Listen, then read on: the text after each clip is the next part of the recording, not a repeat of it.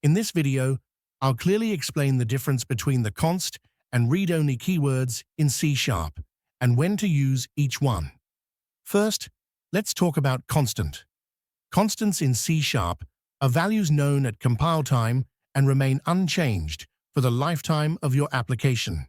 They must be assigned a fixed value at the time you write the code. A classic example is the value of pi, which doesn't change. Public const double pi equals 3.14159. Now let's look at read-only. Read-only fields can be set either at declaration or within the constructor of your class.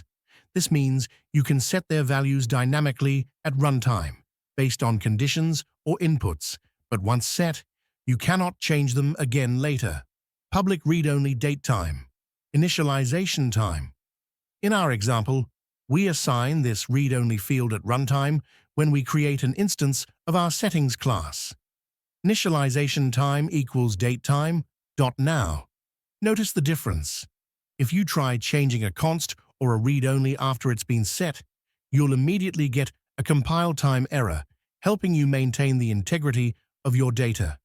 In summary, use const when the value is known at compile time and never changes.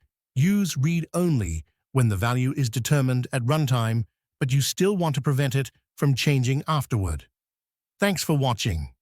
If this explanation helped clarify things for you, make sure to subscribe, like, and stay tuned for more practical C# programming tips.